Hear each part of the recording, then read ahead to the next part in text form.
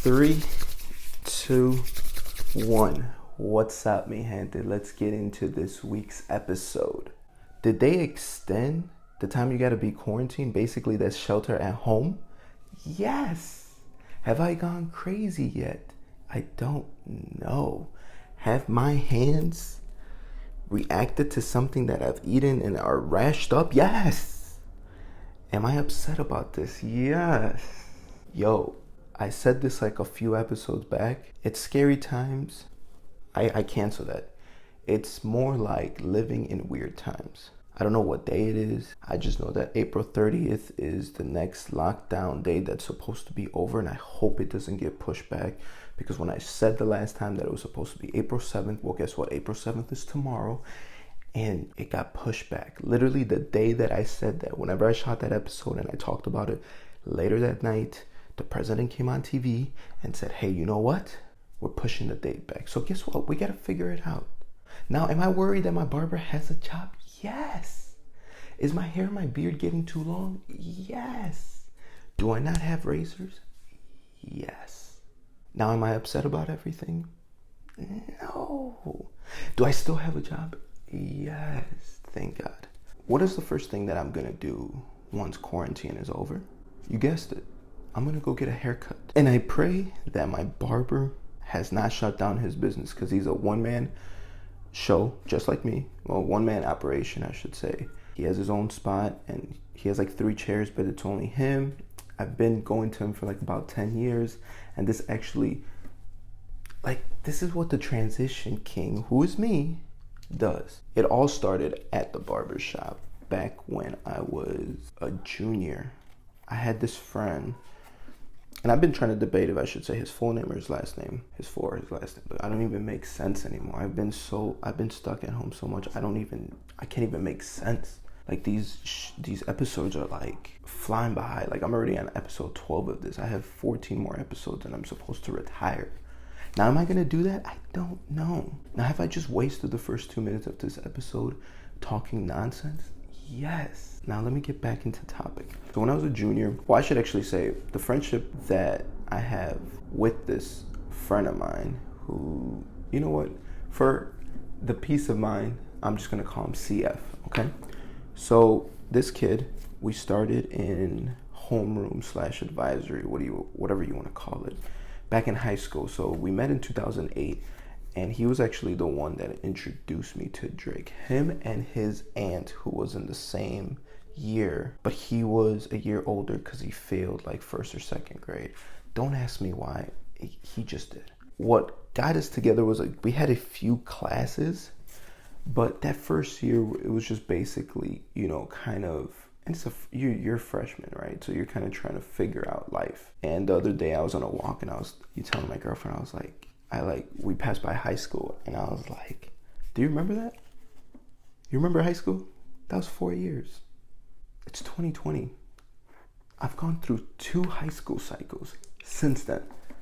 Now, do you think, and if you're a high schooler watching this, do you really think that what happens in high school matters? No. It doesn't. It's only 4 years. When you take 4 years of your life, if you live, you know, let's say up to 80, what is 4 years? You have 76 other years to worry about. It's nothing. It comes, it goes. Next thing you know, like me, I'm 2 years away from being 10 years, a 10-year anniversary from my high school. It's ridiculous.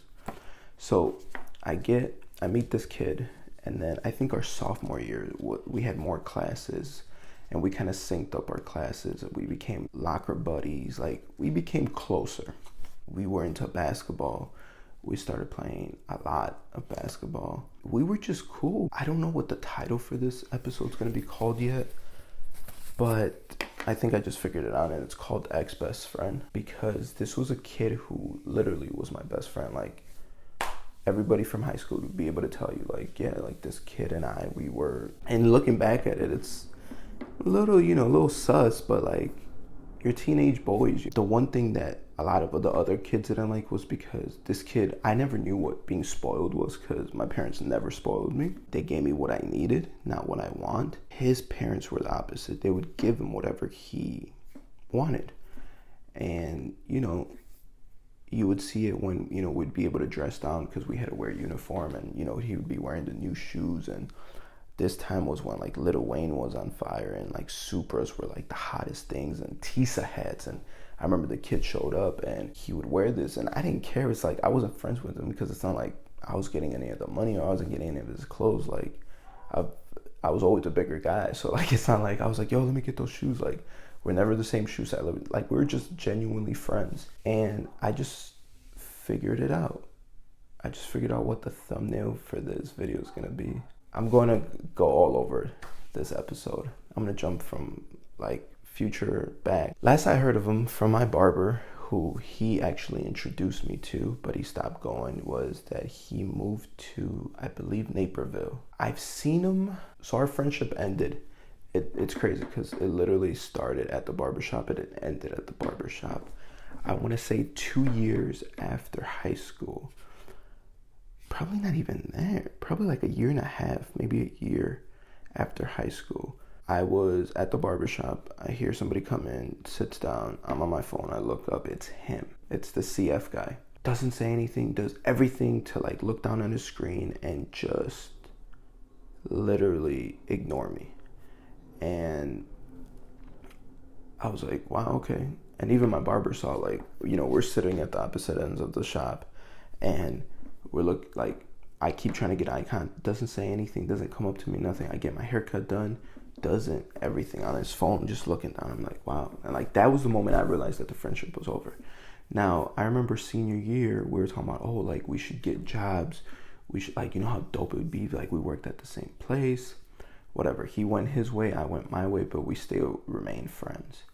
And as you can see, or if you saw by the thumbnail, like that's a channel, like Pretty Boy Inc. was a channel that him and I created. And I do want to give him credit because of him, I started doing this whole YouTube thing, because back then I was like the guy who had the equipment and had the ideas, and he was the one that would put them together. So he would edit it and then he would post them. And we had this for like, you could go and check the channel. I mean, it's not that hard. It's Pretty Boy Inc. with 2 E's, and it's 2 E's. And we had like one, what would we call semi viral video, which was when we did a parody of Derrick Rose, because back then, Derrick Rose was like almost the king of the city. He was carrying us to the conference finals, and his knees gave up on him, and we made a parody, and we had like, I think 3,000 or 4,000 views on that. And we were like, wow. Like, and this was after the fact of the friendship. So we did this channel. We said, you know what, we're gonna do skits.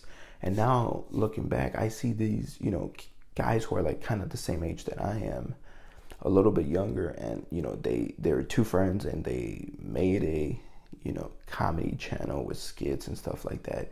And some of the ideas that they had, I kid you not, I have notes where I wrote, all these ideas, and I look at these people shoot it. I'm like, wow, like what could have been, but his mind wasn't into it. And from what I know, the last thing that I ever saw any of his work was, I think he was making beats. And yeah, he always talked about making beats, and who knows, like I don't want to play the what if game, because we could have been the biggest YouTubers. We could have not. We could have failed. But I thank him because he gave me that push that I needed to be able, like, you know what? I have the equipment. I have the ideas. Once I got like the equipment that I needed in the sense to edit stuff, like on my laptop, like my first channel, I would say that was my first channel. Second channel was by myself. It was like a creative channel.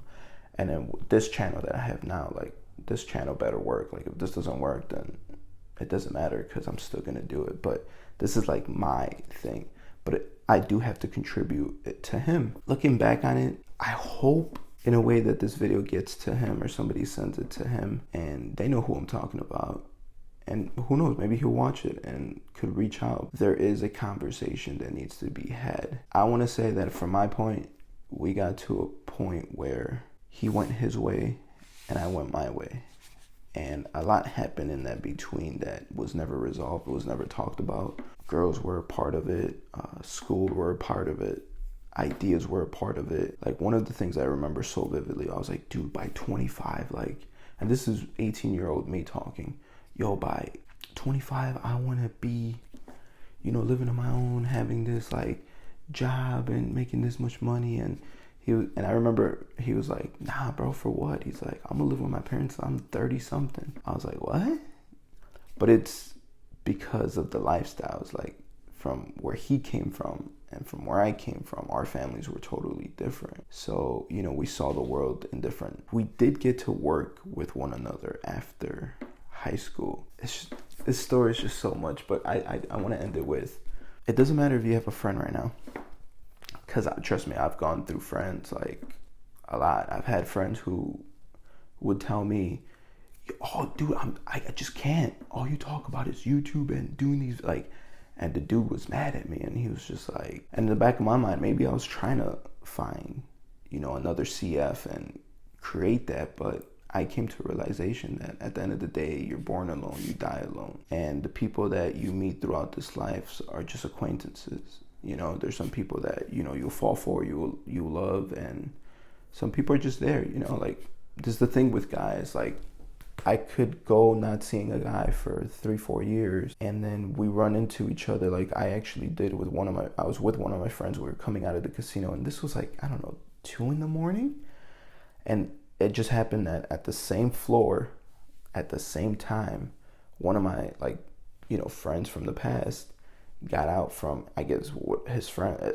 His situation looked a little sus. He came out from some guy's car, and he went into his car, and I seen him like, yo, what's up? And it was a guy named James, and I was like, yo, what's up, James? He was like, yo, how's everything? Cool, all right, man. Boom, that's it. Didn't ask for anything, like, see you if I ever see you again, which I doubt I probably will.